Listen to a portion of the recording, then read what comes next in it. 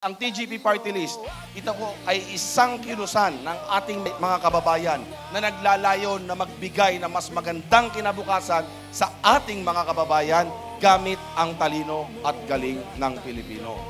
At noon pong 2022, 2023 at 2024, ang TGP Party List ay pinarangalan po ng Gawad Filipino Awards as the outstanding party list of the Philippines sa tatlong magkakasunod na taon.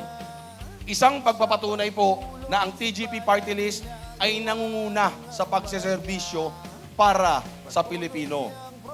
Sapagkat bukod po sa mga medical assistances na ibinibigay natin, sa mga scholarship, educational assistances, relief operations po na ginagawa ng TGP Party List, ang TGP Party List po ay kilala din sa mga party list na isa sa pinakamasipag sa Kongreso na may naihain na mahigit 360 panukalang batas. Kabilang po sa mga panukalang batas na ito na naihain ng TGP Party List ang pagpapababa sa presyo ng mga branded at generics na gamot sa pamamagitan ng pag-aalis ng value-added tax. At bukod po sa panukalang batas na ito, alam niyo po ba na ang Free Public Wi-Fi Act ay TGP Party List din po ang principal author nito, ang may akda nito, ang nagpasa nito.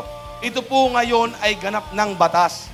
Kaya po sa mga susunod na panahon, maaaring sa susunod na 5 taon, ang lahat po ng public places, ang lahat po ng public institutions ay magkakaroon na po ng libreng wifi. Kabilang na po dyan ang mga parke natin. Yan po ay dahil sa TGP Party List. Ang TGP Party List ay napakarami din pong programa sa iba't ibang sektor ng ating lipunan. Katulad na lamang po sa ating mga senior citizens, meron po kaming programa in particular para sa inyo.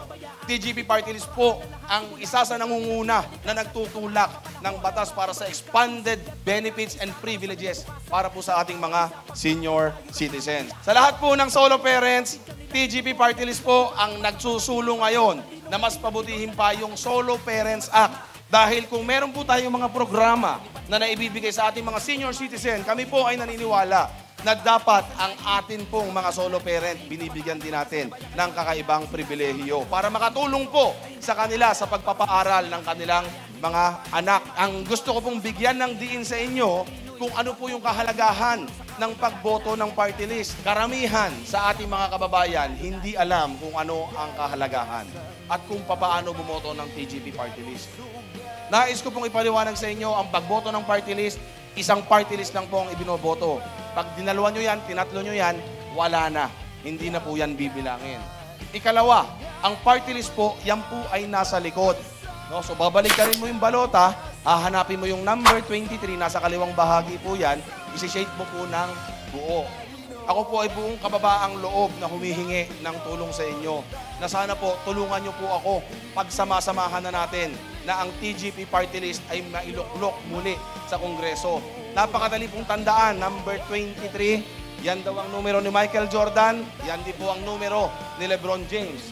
Ang akin lamang po na magagawa para kahit papano masuklian ko man lang yung tiwala, pagmamahal at suporta na ibinibigay niyo po sa amin, titiyakin ko sa inyo, gagalingan ko palalo. Mag-aaral palalo ako kung kinakailangan. Nang sa ganun, pag nakita mo ko na nandun sa Kongreso, may pinanukalang batas, may sinabi, may sinalita, masasabi mo, amin yan si Congressman Aaron Cabrera. Maraming salamat po sa inyong lahat.